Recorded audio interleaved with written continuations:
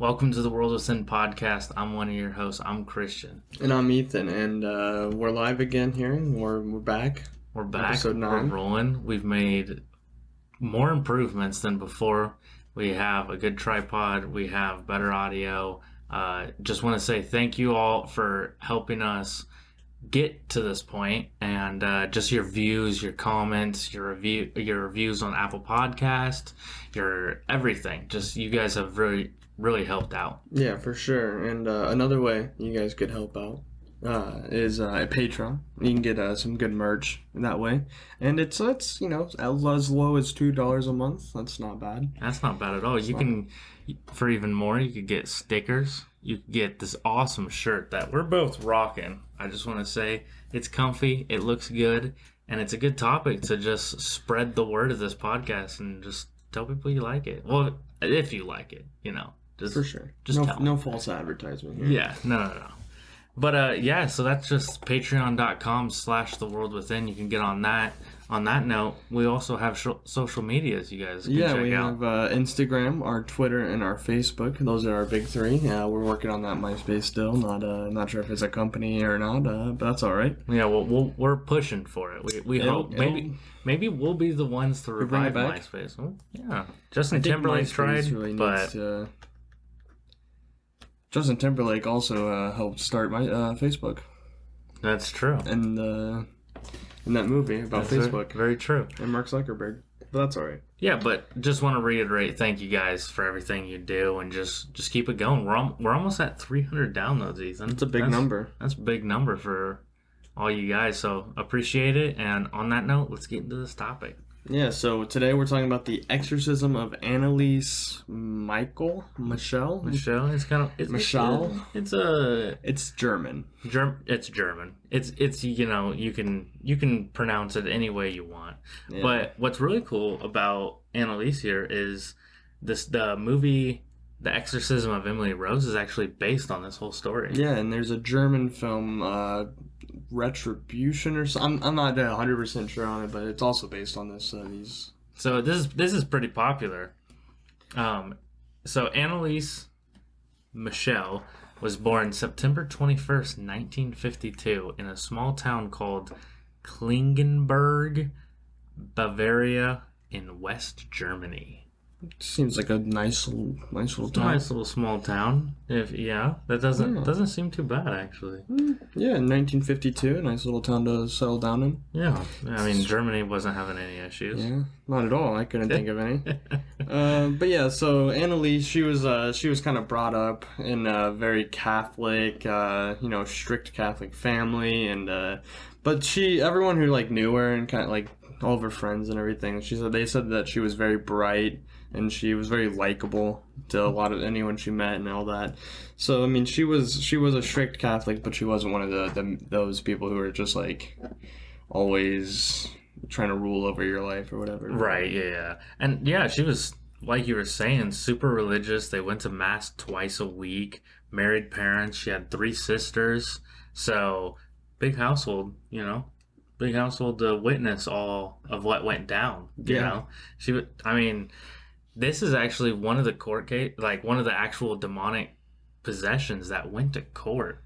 This gets big. It's very popular because of all this. So you'll learn about some things here. Yeah. So September 1968. That's when Anneliese she just turned 16 because her birthday was September 21st. So she turned 16 and she experienced her first episode of losing consciousness and having seizures. So not a good 16-year-old 16th birthday. I don't know. A lot of growing women experience difficulties, right? With seizures? Yeah. I don't know. Are you a woman? Do you know? I'm not. Give her a break. All I'm saying is give her a break. I'm not bashing on her. Her life story. But so she kind of described it as if something was pressing down on her chest or pushing down on her chest and pinning her to her bed. So interesting. Not a good experience at all. You know what that sounds like? That sounds like one of our episodes What is that? Yeah, sleep Sleep paralysis. paralysis. A little bit, That sounds a lot like that. If you guys check that out, just plug in one of the other episodes there. yeah. It's I mean, it's not exactly the same, but it's Demonic of sorts. demonic. Yeah. So in August 1969, the summer of '69. That was a good summer. Yeah. Actually, it's just almost the tail end of the summer. So this is a good way to end it. Yeah. So a similar incident happened to Anneliese as earlier. So she kind of was losing consciousness, having seizure again. So her mother is like, okay, I'm taking you to the family doctor, Dr. Vaught, and neurologist Dr. Luthi. And so they were like, all right, let's give her a look over her, So they ran an EEG and a brain scan, which is a brain scan. Right. And so they found nothing wrong with her brain. Her brain was normal. That's strange, and especially for like an epileptic or anything like that. Yeah. There you see a lot of activity In the brain, especially if they're having seizures and everything, yeah. Yeah, exactly. And they ended up hypothesizing that it was temporal lobe epilepsy. That's what they kind of just guessed that it was. It wasn't. They didn't diagnose her with it. It was hypothesized. They were thinking that this could be, maybe this is what it could be. Right, and then over the next 3 years, Anneliese had several more episodes and was actually diagnosed with depression during this.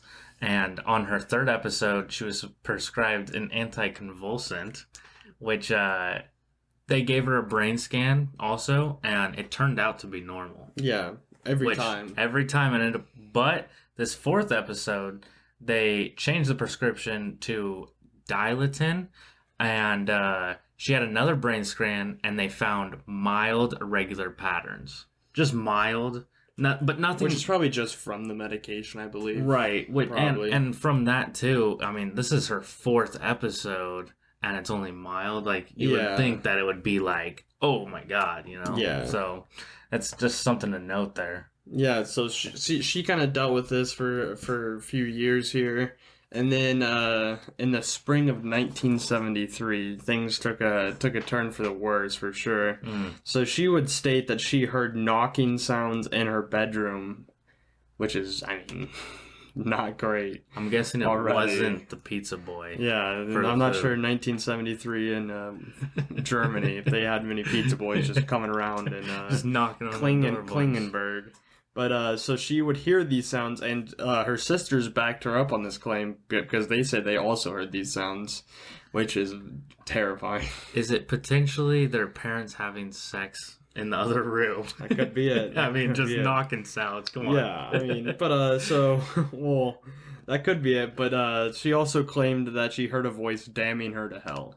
So either she was hearing this or her parents have a lot of kinky talk. They might be talking about some unacceptable things if Annelise's name comes up during their sex experiences. But so that was not a great thing. Yeah, but here's an extra little, if it didn't already spook you a little bit.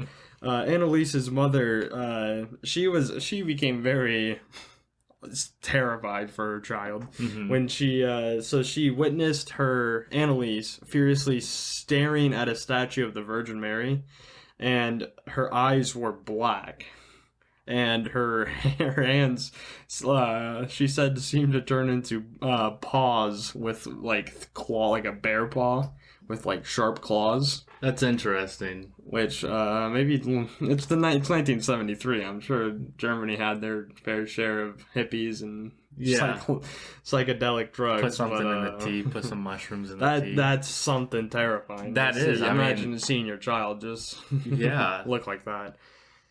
Which that's just crazy to see that. But in September in 1973, so just a few months later, in a visit with the neurologist Dr. Luthi, Anneliese described horrific visions of demon faces that were tormenting her, and she stated that the devil was inside her. She also was smelling something that had the aroma of, get this, burnt feces. A smell that actually many around her said that they could smell at any given time too. Well, so you know how they say sulfur is what you smell when like a demon was Right. in there or something, and I mean they say sulfur smells like, Yeah, it's burnt. not. I It's mean not a sulfur's great in smell. farts and stuff, so Yeah. like So that's not a great smell. that's Like cow farts, that's like a big sulfur. and then like just like you were saying earlier with the sisters hearing the knocking as well, and other people saying that they could smell that. I mean, it makes you kind of think that it's not just her. It's not Yeah. just completely all in her head. Just like person with schizophrenia, like, Right, no one yeah. else can experience And I that. mean, and all of her brain scans and all these tests that they're running on her are just coming back normal. The family they were kind of lost on what to do at this point because things were getting bad fast. Right. So they claimed that this is kind of just for legal reasons. I think they were trying to do some legal stuff here. Yeah. They claimed that the doctors told them to get a Jesuit, and the doctors were like, no, we didn't. Yeah, they're like, we don't. So I think that's hear probably just them trying to get out of there's a court case we'll talk about later. Right. But so the family, they found a priest that would help their daughter named Father Alt. Which sounds like a great like DJ, doesn't it? Yeah, like alternative music Yeah, kind of guy. Well, for yeah, sure. for sure. And so on November 1973, Anneliese met with a Freudian psychiatrist. Psychiatrist. Yeah, there you sorry. go. It was a Tough hard word to word. read. Tough word to read. Who diagnosed her as a neurotic with possible epilepsy, and another neurologist said that they found she had epileptic patterns. Interesting. So, I mean, obviously, she had something with seizures I know going on. you don't need a neurologist to say, "Oh, I think she's experiencing seizures." Like, trust Wow, me, thank we've you. seen it. Yeah, we've seen it. happen. So that was, after they kind of diagnosed her with these things, they took her off the Dilantin and they put her on Tegretol, which is like a way stronger form of Heavy duty, medication for her. So that's, surprise, surprise, on July 1975, Anneliese's behavior and her like symptoms and everything for this all worsened way worse. She would barely sleep, and she prayed fervently all night. And catch this is absolutely, you can just imagine you're like having your daughter do this. Seeing stuff, this, like, yeah. she ate spiders and flies and even licked up her own urine on the floor. So like that was her Oh diet my like during gosh. this, because of like that's terrifying. Yeah, that's horrible. And I saw that she was destroying rosaries, crucifixes, and holy pictures on the walls. And this was a holy family, so I'm sure they had a lot. Oh yeah. And like, if you're seeing your daughter do this, you're like low key kind of freaking out. You know, yeah, for like you're sure. like, what the hell is going on? And so that's just ooh. Yeah, so she also she showed strength that was insane for someone whose diet consists of spiders and insects and licking up your own urine. Right. She would be able to throw her sister around as if her sister was like a rag doll, which is like that's crazy strange. Yeah, because she weighed like 112, I think 120 at this time, point. yeah. She Which- didn't weigh much at this point. Yeah. She also was seen effortlessly squeezing an apple in one hand into fragments and exploding it around the room. And this isn't just, taking an apple and putting it on there and then putting your finger on there and The whole breaking it. apple trick. Yeah. This is having one hand and squeezing it and it just bursting everywhere, which is not an easy task. That's superhuman. And Well, I don't think I could do it. For like what is she now at this age? She's probably like 18, 19 years old. Like that's I mean, it doesn't even matter how old she is. That's fucking superhuman. Yeah. For sure. Yeah, for sure. I couldn't squeeze an apple and make it into fragments. No way. I couldn't. Yeah, No for way. sure. But yeah, anyways, so a man named Father Rodwick, he was considered the expert on exorcisms by his peers, which that's a pretty cool title to have. That's a big title. And he checked out Anneliese, and he was convinced 100% that she was possessed. And so with that information, he got approval with the bishop to do the exorcism. Yeah. So this is when it all starts. All the exorcisms start. And so the exorcism was to be carried out by a priest named Father Renz. He's going to play a huge part in this. Father Renz. The Father Renz. Which, I mean, all these fathers have pretty cool names. Yeah, they have Father Father names. Rodwick, which is spelled cool, and Father Renz. Yeah, they all have very people who would perform the Exorcist on you. Names. Yeah. So on September 24th, 1975, the first exorcism was performed on Anneliese. Father Renz allowed some of the audio recordings that like were recorded. These were going to be used later on in like the court case, which is like crazy. Like it was like you would hear all these recordings and it would be just insane, Right. like audio and terrifying audio, really. Yeah, and we actually have one of those recordings. It's all in German, so you're gonna have to hop over to the YouTube just to check out the subtitles. But just a warning, even though it's in German, it still sounds terrifying. So we're gonna play that now. Wann bist du überhaupt hier? Ich hab Recht dazu, dass ich in dem Wald drin bin. Ich trag dir die Rotznase noch so lang, bis sie gräbt wird. Die saublöde Weib. Für uns geht's kein Zurück. Nie! In alle Ewigkeit! Sag mir den Namen. Ich, der Judas und der Nero, der Kain und der Hitler. Fünfte Mal. Das ist der sechste. Oh, den haben wir gelogen. Den habt ihr dazu gehört. Ooh, that is just creepy, don't you think? Yeah, it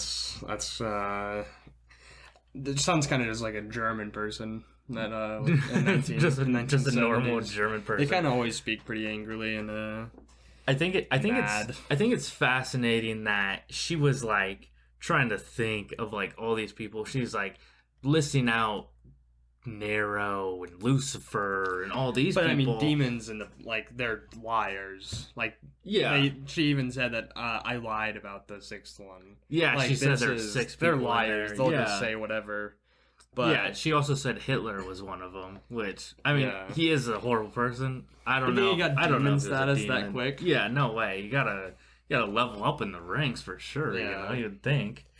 So, what's interesting is Anneliese named one of the demons inside her as Valentine Fleshman, and provided accurate details on the real Fleshman, who was a priest in the 1500s, excuse me, and he was kicked out of the church for bad behavior. We don't really go into what bad doing some behavior bad is. stuff. And If the church wants to keep it quiet, it's some pretty bad if they stuff. kick you out, it's bad. Yeah.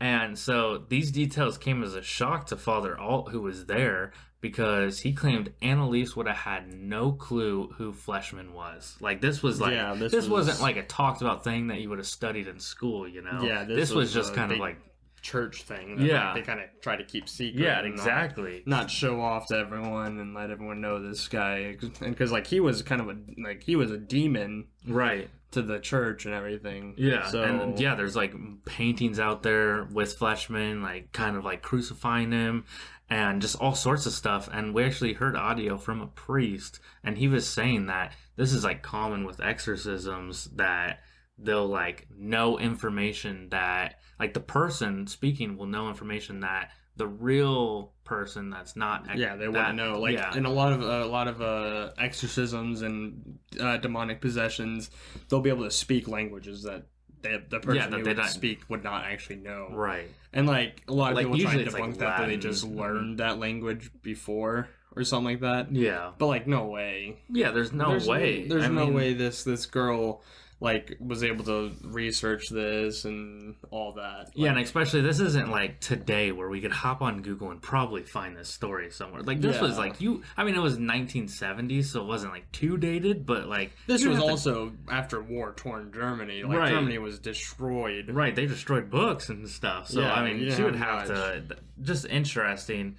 And the demons that she claimed to have inside her were Lucifer, Cain, Judas, Belial, Legion, Nero, Hitler, Fleshman, and others. Like she just kind of threw the house. whatever She threw every bad guy's everyone name. was there. Yeah. But so that's always not a great thing when you just start naming that there's demons inside of you. So, but it got worse. So in May of 1976, Anneliese, it was bad at this point. Like there was really not much. I mean, the family could have done a lot more than what they did. Right. But so she was an adult though. Mm-hmm. At this point, she was an adult, so like they couldn't really do a lot because she could refuse medical and everything. Right. But she began to like violently bang her head against the wall and like biting herself and biting other people. So it got to the point where the family was like, okay, we have to tie her up to like prevent her from killing herself or killing someone else. Or God, that's just horrifying. Could you imagine like her sisters and everything? Like you're not bringing a friend over, you know? No. Like you want don't go in that room. That's where Anneliese is. She might eat you. What's that screaming and banging on the walls? It's nothing. It's the cockroaches. Yeah, it's not a great. Not a good life. Horrifying for that them. Family. Yeah. She would also like refuse to eat anything, and like they asked and everything, and she described it as not being permitted to eat. Like the demons inside of her wouldn't let her eat, which is like, man, do demons not get hungry? I don't think they would. I mean, they're like spirits. They're not. Yeah, but if you're taking over the body of a human, I'd be like, yo, give me some steak, give me some McDonald's, like hook me up, you know? Like I'm in your body, so you know. Yeah, but your job is to give the person as much pain and suffering as possible. Okay, so that's just McDonald's every day, or Taco Bell even. Yeah, maybe. I don't think they had a Taco Bell in Germany in 1976, but. Maybe if they did, they would let her eat. So that was in May, and that was terrible. Mm-hmm. But in June 1976, this is like the end of it, pretty much. So her face was like, it looked like a person who was starving themselves. Like her face was all sunken, and like her teeth kind of are like projecting out because her gums were kind of like so rotten and rotting off and everything. And they tried to get her to go to the doctors multiple times, and she would refuse every time. Even like one time she had a super high fever, like ER level fever, and she would not want to go. And on June 30th, she had another exorcism, and she would only say, "Please, absolution." That's interesting. Yeah, that's because for a lot of these audio clips, she was very talkative. Oh, she was very talkative. You know, aggressive with it. But for her only to say, please, absolution, that's just, I find that pretty interesting. Yeah, and so after that, the next morning, her family went into her room, and they found her dead. She died of starvation at the age of 23 after 67 exorcisms. She only weighed about 68 pounds at the time of her death. That's scary skinny. Yeah, I mean, that's not starvation. Yeah, that's what it will do to you. But that's pretty much just your skeleton and your skin. I'm curious at that point. I'm curious on how, like, when they found her the next morning. Not to make fun of it or anything, but you would have thought they would be pretty scared to kind of like. Because she didn't sleep. She didn't sleep towards the end, you know. So she was always awake and lively and everything. So when they finally like found her like passed out, like, well, I'm sure they had her always tied down. Yeah, that's true. So I mean, tied down at they night. were more comfortable going in, but like it would always be terrifying to see. Yeah, for just sure. Going into that room, yeah. So I mean, not to make absence or anything of her death, but they were probably so relieved that Anneliese was finally kind of freed. I saw them kind of saying something like that. The priest told the parents that Anneliese was freed from the demons when she passed. Yeah, and I wonder if they were just kind of saying that to ease the parents, or if that's actually how it is. When a demon possesses you, do you think they would be able to take you to hell? Take you down to hell? I don't think that'd be a thing. No, because I think that demonic possession, they take like the innocent. So I think a demon possessing you doesn't. No, I don't think. I think that You think that she was freed? I haven't read the Bible Mm-hmm. in completion, but I don't think that if a demon possesses you, you go to hell. I think that Yeah. it's still based on, because she was still a very devout Catholic. She would still like, because she had Right. she had moments in between these demonic things where she would be kind of normal-ish. Mm-hmm.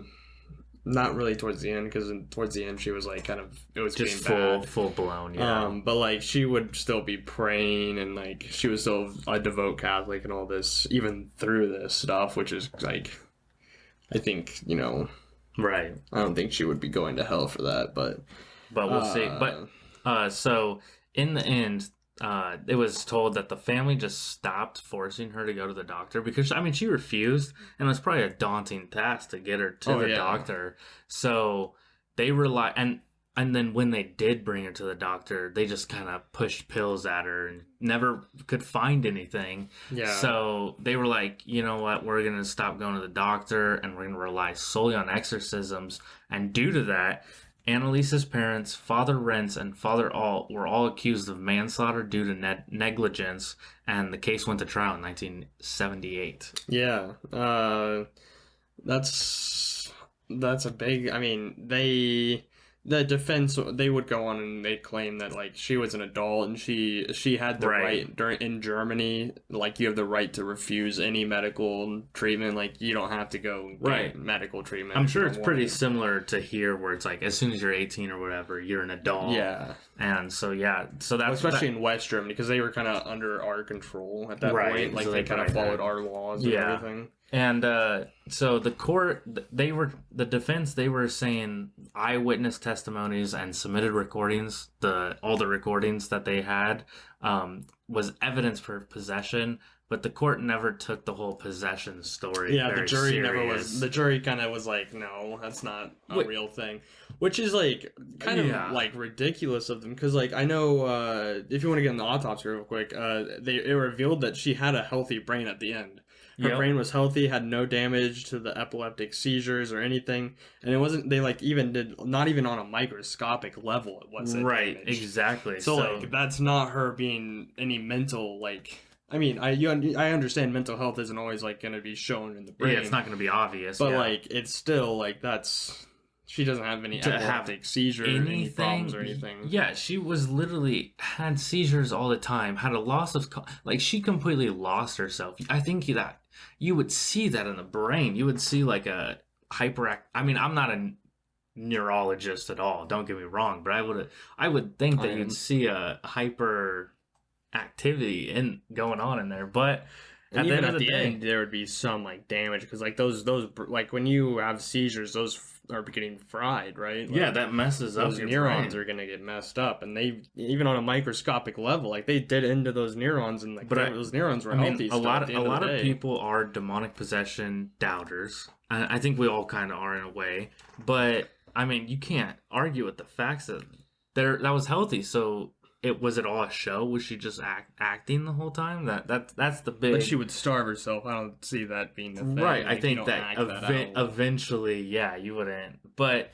anyways, so Thea Hine, a family friend, she stated that Anneliese begged on her knees for Hine to not give her medical attention and don't mention it to anybody. So, and Father Alt looks for medical attention in the end. So, I mean, they were kind of exploring. Yeah, the family. They were always trying. They were always trying to get her help. Like they were always like, "Here, we're gonna. Do you want to go to the hospital? We need to go to the hospital." And she would always be so like out of it. Like there's not anything you could do. I don't think they were being negligent at all whatsoever. Right. But what also going back to that autopsy, I did find some research here that Anneliese's pupils were unusually dilated. And the absence of ulcers on her body was unusual.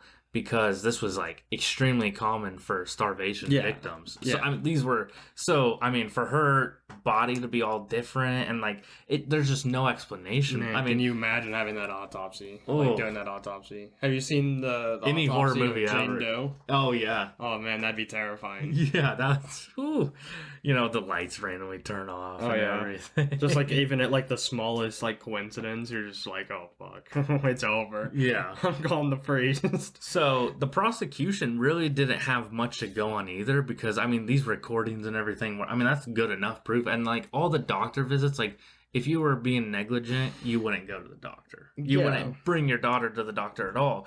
And the prosecution, they said that Father Alt had exhibited signs of schizophrenia. Like, come on, you can't just assume that to this guy. Oh, he's just seeing all this happen. What is he just playing with? It's just the prosecution. Come on, They were kind You of know. just like, there was a girl who died, and like it was a big thing, and yeah, I get that that's her job and everything, but I mean those these people recordings just had and- like a terrible, like one of the worst. Yeah, you're things that telling happen to them, me the possibly. parents, the 3 daughters, family, friends, these priests. Yeah, these priests, all I mean, they were all around the schizophrenic. family and Yeah. everything. Like they Something in the water, like come on, I don't know. Yeah. That just kind of irritates me. But at the end of the day, the judge, the jury, everything, the court sentenced Anneliese's parents, Father Alt and Father Renz, to 6 months in prison, which ended up getting suspended. So none of them But I ended mean, up can going. you But still, imagine? they got sentenced to that. The priest got a 3-year suspension of their religious services, and they had to pay for all the court costs. Which, Can you imagine? Hey, we understand your daughter just died, and you had to pay for all these medical bills and all these priests and all for this. no explanation at all. And we're gonna sentence you to 6 months in prison, and you were gonna pay for all these court fines as well. Yeah, Thank you. Thanks, fuck you, see you later. Yeah, that's just kind of That's just crazy. to terrible. me. Yeah, just horrible court. Which I mean, we know court is trash. Like whatever. That's whatever. But so it was claimed that Anneliese was unable to make decisions on her own and should have been forced to seek medical attention. That's what they were saying. They were saying Yeah, that's what the court came to the. yeah. And what I find interesting here is after the trial, her parents asked the authorities to exhume the remains of their daughter due to her being buried in a cheap coffin. They were like, oh, we were dealing with the court and everything. We want her body exhumed. And I think it was just so they can kind of, just doubt maybe. They just wanted to see their daughter again or something. You don't want your daughter to be like Exhumed. go through all this and then just have her be in a cheap coffin, Right, like a that's true. box that's gonna have worms eat her super quick and everything. Yeah. You don't want that. Yeah, and so almost 2 years after her initial burial, they were able to exhume her body and replace her coffin for a newer, more expensive one. And so everyone was kind of appeased at this point. Yeah. And then that's kind of the end of the story. But let's go modern day here. You want to? Yeah, I'm ready. So on June 6, 2013, a fire broke out in the house where Anneliese and her whole family, where all these exorcisms took place. It caught on fire. Wow. And that's crazy. And what's even crazier about this, look, I'm getting all hyped about this. This is cool. Some people actually claim that they could see someone in the smoke, like coming out of the house. They could see a figure in there, but no one was inside. Which, maybe it was Anneliese, Maybe it was I don't think it was spirit. Maybe it was Anneliese. the demonic. I think presence maybe it was there. a demonic presence, if Yeah. anything. I think it might have been just like an accidental fire. Well, police ended up Or determining that it someone was threw a Molotov or something. arson. Yeah, so maybe someone was trying to fuel Stage something. speculation. Yeah, just do something there. But I think that's interesting. To say the least. I think that that the fire is. I don't think Anneliese would do that because like she was. Maybe she was pissed. Maybe she came back and was She like, came back pissed. Screw this She's house. like, "Fuck! I went to hell. They brought me to fucking hell. I'm gonna fucking burn this house down." "I'm gonna burn this house." No, but Yeah, do you lean more towards mental health? Like she had some problems, or do you think she was possessed? You know, I'm gonna roll with. I think that it was mental health. Really? Yeah, I think that it was the 70s. Germany. I don't think that their medical knowledge was at its peak. So I think there was something there. I think Annalise suffered, and probably some of her prescriptions that they gave her probably just fueled that, fueled it at the end. And I think that it was more. I think I lean kind of more towards demonic possession. Mhm. But I kind of think it might have been maybe a little bit of both. Like, yeah, that's what I'm thinking. I think that schizophrenia, especially, like there's certain mental health that are pretty much demons. Like, Right. because I know right. schizophrenia, you have all those voices in your head constantly just like screaming at you, and like that's terrible. Mm-hmm. And like if that happened to you, like it's just horrible. terrible. Just horrible, yeah.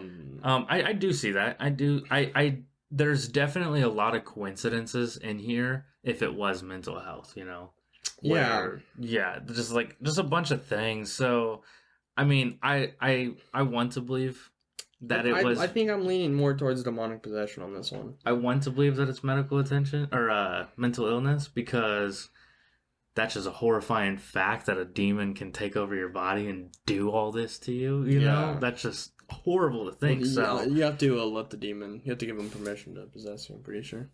I think that's how just it goes. Supernatural. No, I think that's how it TV goes, show. but maybe not. Maybe not. I mean, who knows?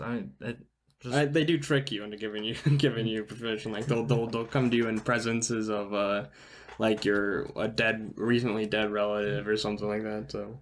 So if anyone ever asks, "Can I take control of your body?" just say no. Just say no. Just say no. But maybe they do the age-old trick where it's like, "Hey, do you like the weather outside?" And then, "Can I take over your body?" Like, say it real quick, and then Like, so you're says "Oh, what? yes." and you say what, and then yeah, exactly. Maybe that's the old trick. That's how the demons get you.